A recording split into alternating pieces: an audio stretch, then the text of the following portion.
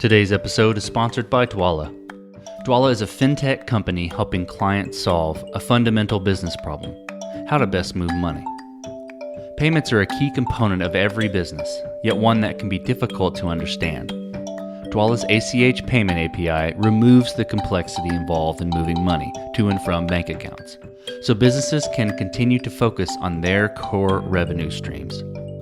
ACH transfers are efficient, reliable, and with Dwolla's API, they're available for any business. With a developer-friendly, white-labeled API, businesses can seamlessly integrate and brand the entire end-user experience while empowering teams to focus on generating revenue and company growth. Dwolla is at the forefront of a payments revolution, having created a ready-made connection to America's money-moving network, and is ready to help your business scale. I've partnered with Dwolla for over 2 years and can vouch for two important aspects of their business: solid, reliable technology and amazing customer support. Dwolla enabled our team to achieve same-day pay on our platform. And if my team needs anything, we can rely on Dwolla's support team to get an answer quickly. Start building against Dwolla's API in the sandbox environment today for free. Visit dwolla.com/codestory to get started. That's DWOLLA.com/codestory.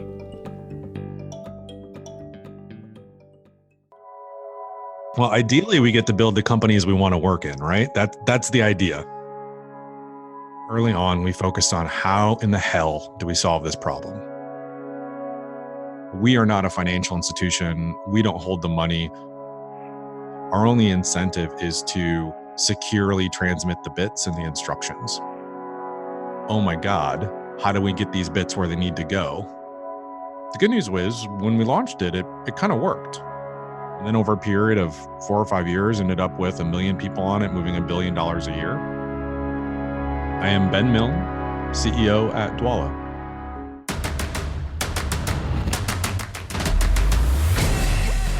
This is Code Story, a podcast bringing you interviews with tech visionaries who share in the critical moments of what it takes to change an industry and build and lead a team that has your back. I'm your host, Noah Lappart, and today how moving $1 billion allowed Ben Milne to realize he'd built a best-in-class way to transfer money. All this and more on Code Story. Ben Milne grew up in a small town and has had a pretty normal life, raising a family, riding a stationary bike, and funding startups through selling music gear.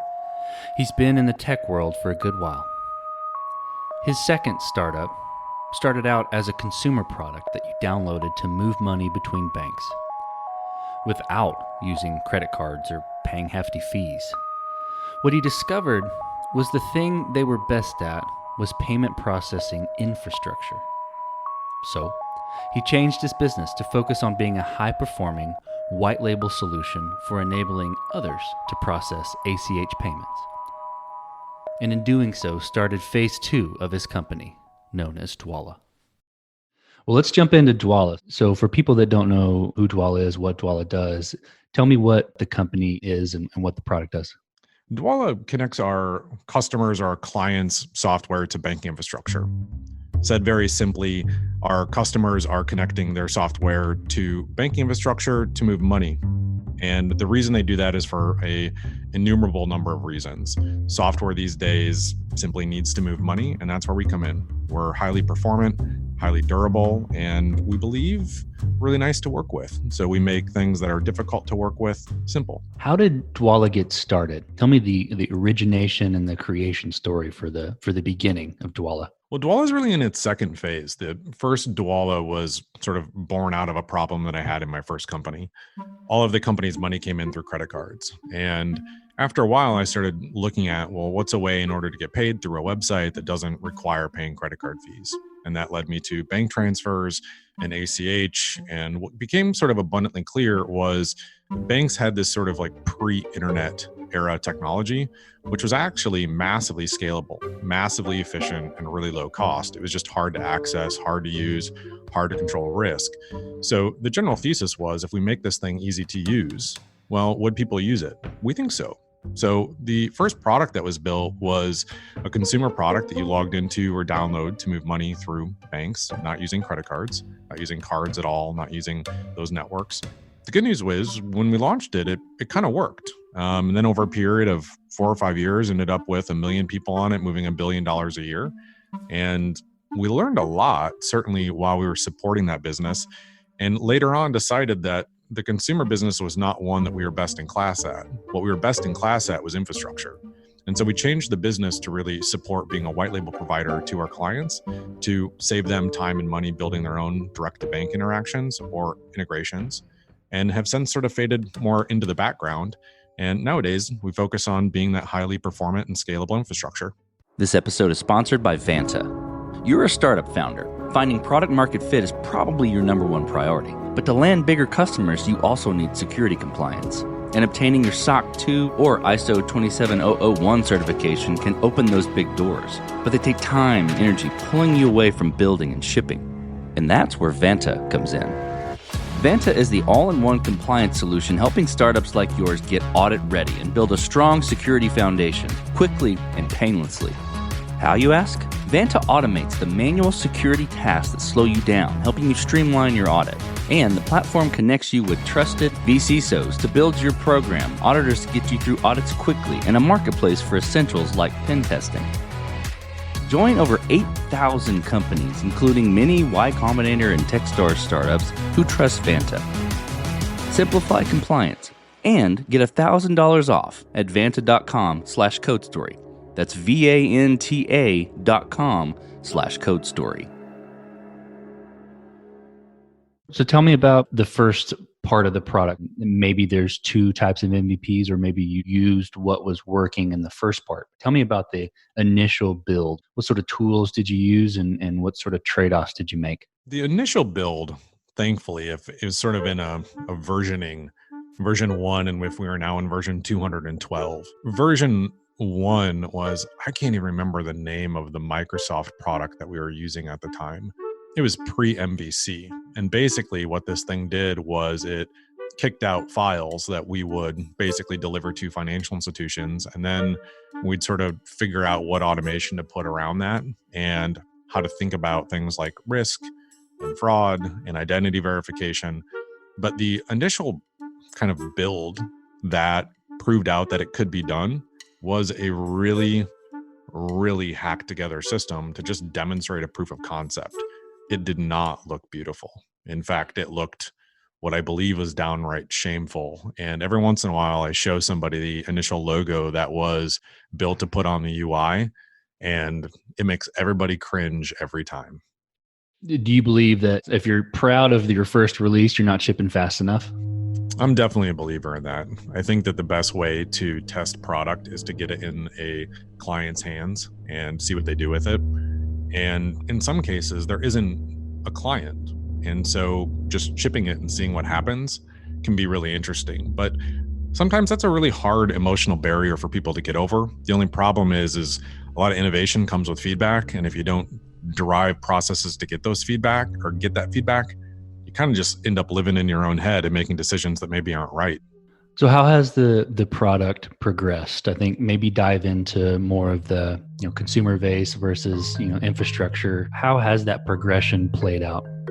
On one end of the spectrum, you have a self-hosted on a standalone box piece of software that's written in .NET. And on the other side, you have a highly performant AWS infrastructure that's largely built using Scala and all kinds of other distributed technologies that I haven't contributed code to in years. We have this wide range. And the thing that's sort of the similarity from day one to day whatever we're on now is that the software has always been responsible for moving money in a secure and efficient manner. We are not a financial institution. We don't hold the money. Our only incentive is to securely transmit the bits and the instructions. And that's what we've always done since day one. And I think that's something we've always done really well. We've just gotten much better at doing it across n number of instances and across n number of clients and across n number of companies that are scaling simultaneously that need our software to work asynchronously and be performant. And the type of engineering problems that we're solving now are certainly far different than the initial type of engineering problems on day one, which are really more in line with, oh my God, how do we get these bits where they need to go? As opposed to now, we know that, but we need to make sure that we're managing a lot more bits. Taking that core vision, how did you build over time and now? How do you build your roadmap? How do you figure out what's important to build? Roadmaps are hard, plain and simple. I mean, I think all companies sort of have a vision for what they want the company to be, a strategy for executing on that, and then there's the actual product roadmap that informs what's going to happen right now. And in terms of how we manage our product roadmap, the best person to answer that would be our product leader, Ben Schmidt, and having him sit down and talk about his process for gathering customer feedback and gathering feedback from internal stakeholders, negotiating across everybody to think about what's the right thing for us to do. And in a perfect world, there's an element of the roadmap that reflects future technology enhancements that help the technology scale out really gracefully. There's feature enhancements that help clients and internal stakeholders. And then peppered in there somewhere is some of the new hot stuff, right? There's always something that's next. And I feel like payments right now are a little bit like modems in the 90s of there's always a new thing and the new thing enables all these other things. And there's like a new thing every month. And so there's a little bit of complexity there, but as long as that complexity is aligned with internal stakeholders and also with our clients and helping them be successful, I think that the product roadmap really should reflect that. How did you go about building the team, early days and now, and maybe how has that, changed, or what have you learned through that process? What characteristics do you look for in picking the winning horses?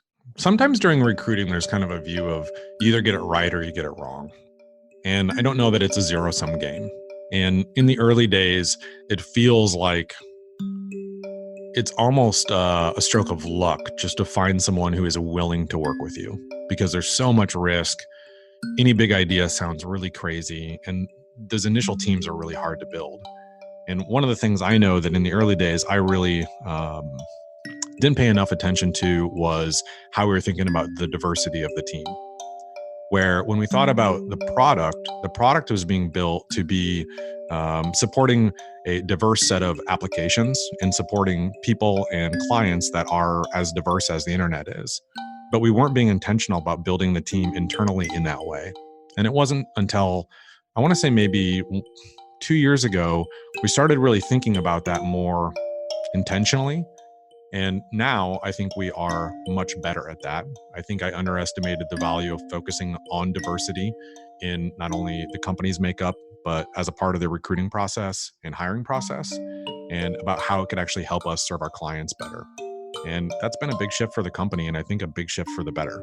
This episode is sponsored by Kinsta. Between juggling client meetings, managing your website, and keeping up with everyday tasks, who has the time to stress out about website security? Well, with Kinsta, the technical stuff is taken care of, so you can focus on what you do best. Kinsta provides managed hosting for WordPress, offering lightning-fast load times, top-tier security, and unmatched human-only customer support. Whether you're a business owner, web developer, or running a digital agency, Kinsta makes managing your website easy and efficient. Kinsta provides enterprise-grade security, being one of the few hosting providers for WordPress with SOC 2 and other certifications, guaranteeing the highest level of security for your website. Thanks to their unlimited free expert-led migrations, Kinsta ensures a smooth transition for you from other hosting providers. Customers have reported 200% faster load times post-migration to their platform. What I find cool about Kinsta is their fast and reliable customer service and premium features that are included at no extra cost. Ready to experience Kinsta's hosting for yourself? Get your first month free when you sign up at kinsta.com today. That's KINSTA.com. How do you structure your team to align with product development and kind of, you mentioned you learned how to focus on diversity, and that can mean different ideas and perspectives and things, and that's really good. How do you take that type of team and structure it to align with how you need to make your product? Our actual org structure looks fairly classical, but the way that we sort of think about the process of debating and negotiating is probably more non-classical. And I think debate and challenges and a dialogue about what the right thing is and the wrong thing is something that you need to create safe spaces for, whether or not that's a couple hours a week or it just happens organically. It's different for all companies, but for us, I think building it into what our offsites look like, what our one-on-ones look like, what our weekly meetings look like, so we've got time to actually discuss real topics and have a intellectually honest conversation about those, where differing opinions don't mean a dividing line. They mean there's an opportunity for people to change their minds. And if you change your mind, there should be no judgment. It's like a blameless retro. It doesn't mean somebody's wrong just because they change their mind. And we should not be shy about trying to stick up for the things we believe in. And we don't all agree all the time.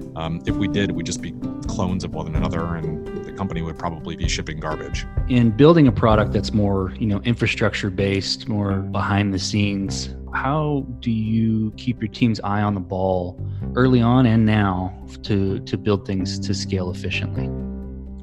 It's easier early on when everybody fits in the same room. I think as the companies kind of grow out, someone told me once that at 10 people and at 20 people and 20 people and 40 people, every time the company doubles, everything breaks. And so when you think about that, you just need to rethink your communication processes.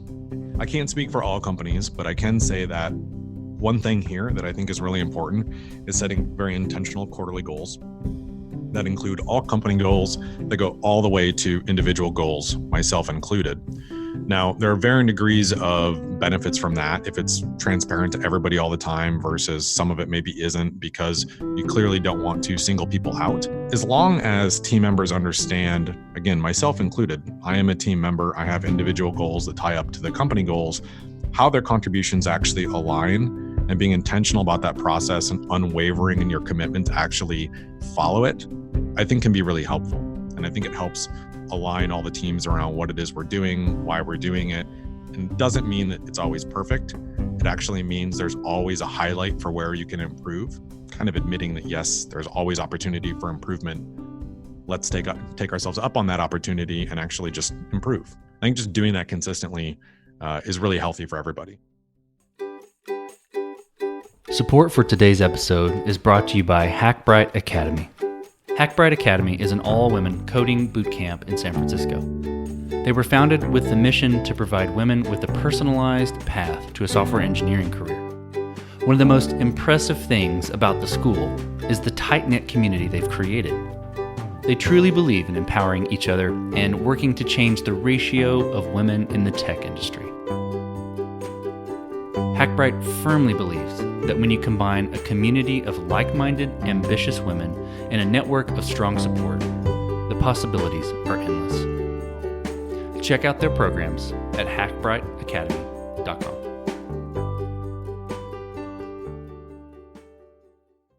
Did you start out building Dwolla in more of a monolithic architecture and then move to some microservices? Did you focus on more scalable architecture early on? How did you approach that?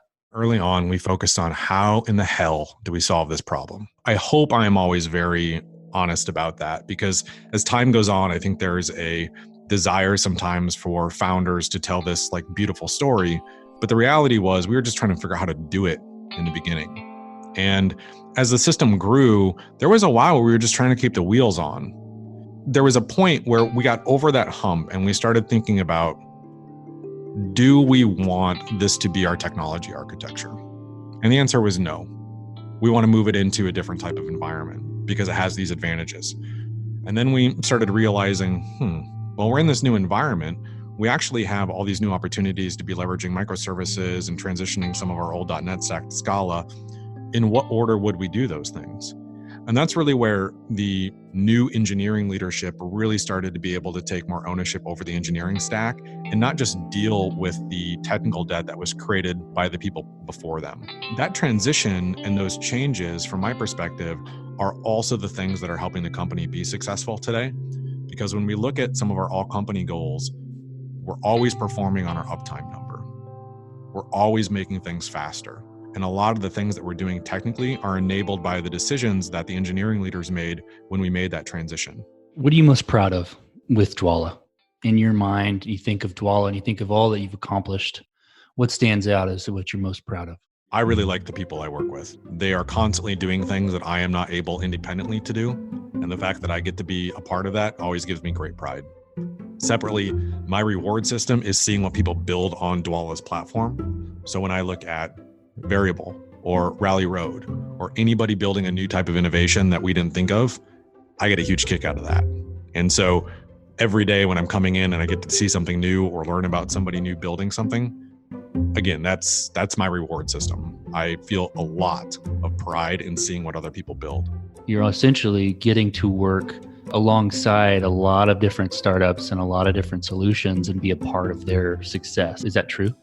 Yeah, you nailed it. We get exposed to hundreds of the most innovative companies around the country with extremely talented engineers, motivated people building new experiences that couldn't have existed in a pre-internet era.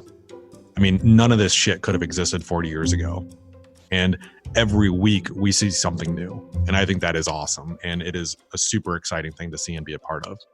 Well, let's shift gears a little bit. So tell me about a mistake that was made and how your team responded to it. There are many mistakes every day, I am sure. And in some cases, they are probably tolerated because I work with really nice and kind people. And then in other ways, there are some larger mistakes that have played themselves out internally and externally. And I think one of the big ones that we made historically looking back, and certainly I was a huge part of this, was we really made a decision to go all in to sell directly into banks at one point. And that meant that we were going to go do integrations directly with each one of the banks we were going to work with. That was a all-consuming, wear a suit every day, live on the corner of 33rd and Park in New York, make every day about making that work. And there was an element to it of it could be really great. But in hindsight, which is always simpler, it is really hard to get banks to do things on a timeline that works for you. And we wouldn't have learned had we not done that. But what we learned coming out of that was that we could create a framework that would allow the banks to join our platform and do the integration directly to us, as opposed to vice versa. And that's turned out to be a great shift. And I wish it would have started there. It was definitely a mistake for our business and the people that were in the company at the time to go down the road of doing the integration directly with the banks. It was a long, drawn out, painful process. You know, as we learned, they're also more concerned when new people they don't know come into their technology and start writing things to it, and are much more comfortable actually extending it on their own and doing that with their current team and current staff. And that's turned out to be a good thing, but it took us 3 years to figure it out. What does the future look like for Dwolla and for your team? Right now, it's all about supporting clients' innovations. We feel really good about the current product, but that doesn't mean it's perfect. We need to continue to build out the feature set to support our clients' growth. Some of that means new value types, some of it means new transfer types, and some of it's related to data management in the dashboard. There are things that we need to do to continue to support our clients, and that's a big part of it. We are fortunate that we are still very small in a very big market, so being mindful of the fact that not to build too wide too quickly, kind of become a Swiss Army knife that does everything but nothing well. We think about that often to make sure that we're focusing on our strengths. And also, we continue to build out our team. We're fortunate that we're in a place where we have a great recruiting and hiring pipeline, but we don't have enough people yet to do all the things we want and need to do. So focusing on hiring more really great people is also a focus for the business. Can you speak to some of the, call them third-party integration, but partner systems that you're building to enable other things or recommend other partners out there? You know, our APIs are built to support businesses and financial institutions and governments that basically want to build software on top of banking infrastructure. And one of the ways that we've really supported new types of products is by having an account structure that supports banks having an account on our platform or MSBs having an account on our platform that enables specific types of interactions. One of the things that I think is really interesting is there's a partner company that is doing card issuance. Actually, I think there are 3 companies that are doing card issuance with our clients that is supported by a technical workflow, which is unique to us, which is something we think is really cool. And whether or not that's card issuance or push to credit or push to card, or basically enabling funds flows for international FX transfers or international delivery, all supported through our platform through some of these other partnerships. And in about a month at Money 2020, we're going to release a standardized technical implementation for third parties that is sort of the rules of engagement for third parties to do technical implementations on our client applications without ever touching the money. If you're familiar with PSD2, starts to look a little bit like PSD2 of opening up the platform. And that's something that I think is going to be incredibly unique, not just in the United States, but I'm really excited for what that means for the future of our business and also the future of our clients' businesses. So if I'm understanding right, that's creating like a just standard protocol of how to interact with your platform, never touch the money, but utilize your infrastructure to enable them to do all kinds of sorts of things. But it's really that standardized protocol. Is that right? Yeah, you nailed it. Our infrastructure or the design is to put our client in control of what partners they give that information or data to or capability to if they want them to be able to initiate transfers on behalf of themselves or even their customers. And so you take this incredibly complex financial infrastructure and you make it available to software engineers and put them in the driver's seat with the rules of engagement. So we're not getting into trouble or they're not getting into trouble violating certain rules. We think that could be really powerful. We're really excited to see what people do with it. And a big thing we think about a lot here is with these new types of enhancements, how do we save engineering time? How do we help our clients roll features out without spending 1,000 hours negotiating with a new financial institution and a new technology provider? How do we enable them just to turn that on and all of a sudden you've got card issuance, or turn that on and all of a sudden you've got a real-time fraud monitoring system that learns based on your actual application's usage? How do we enable these extremely complex, hard things really quickly? Name an architect or a CTO or CEO or entrepreneur person that you look up to and tell me why. You know, on the tech side, I spend a lot of time with Skylar, our VP of engineering. Skylar and I spend a lot of time talking about some extremely hairy technical issues when it comes to payments infrastructure. And I absolutely love working with that guy. I think the world of his approach. And I also think he has a way of thinking about solving problems that I always learn something from him when we talk about how we're going to solution something. I find a lot of value in that because it's a working partnership. I find a lot more value in those working partnerships right now in my life than I think I do some of the blogs that 5 years ago I probably would have answered with. That I'm just having a good time learning from the team right now. So if you could go back to the beginning, what would you do differently? Without being overly cliche and sort of using everything's easy in hindsight, I was trying to think, how would we have gotten here without making the same mistakes? We've gone our own way on so many different topics. I don't know how we would have got here without making all those mistakes. The one that I pointed out regarding going direct to the banks, it could have been great. It just wasn't. And it didn't work out the way we thought it would. Had we built the technology for them to implement directly into us, it could have worked, but maybe we would have run into the same problems. I don't actually know.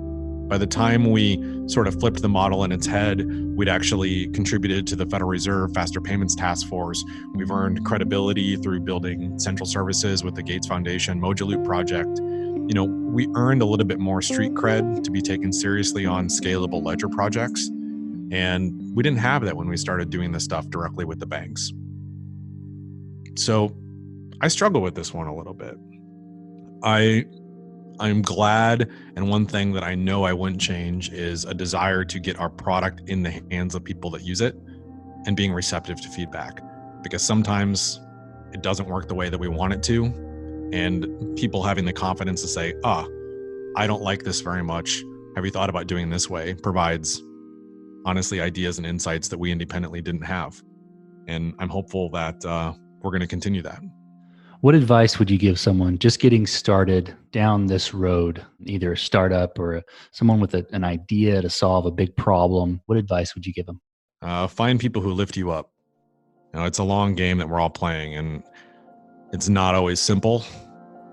You learn not to take certain things personally, but something that certainly I think helps throughout the years is finding and surrounding yourself with people who continue to help you move forward and help lift you up. And if you make a conscious decision or if you don't make a conscious decision to surround yourself with people that support and want to help, I think it could feel overwhelming, to say the least. Don't underestimate how much the people around you are going to help you. And, don't be afraid to show them gratitude when they do. Well, Ben, thank you for being on the podcast today. Thank you for your time and telling the creation story of Dwolla. Yeah, thanks for having me. I appreciate it. Super cool. And this concludes another chapter of Code Story. Code Story is a production of TouchTap LLC and is hosted and produced by Noah Laupart and edited by George Macharko. Special thanks to Deanna Chapman and Stephanie Campisi for their promotional support. Be sure to subscribe on iTunes, Google Play, Breaker, or the podcasting app of your choice. Make sure to check us out at codestory.co or follow us on Facebook, Instagram, Twitter, or LinkedIn.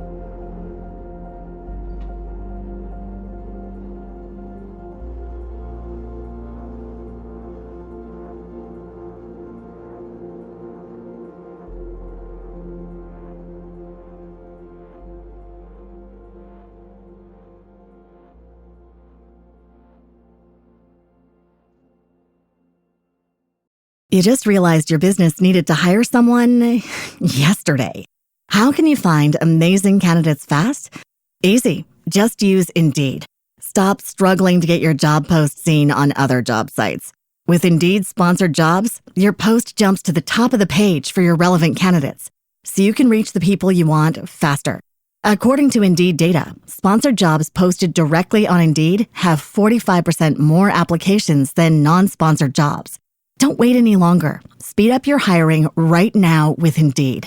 And listeners of this show will get a $75 sponsored job credit to get your jobs more visibility at Indeed.com/PODKATZ13.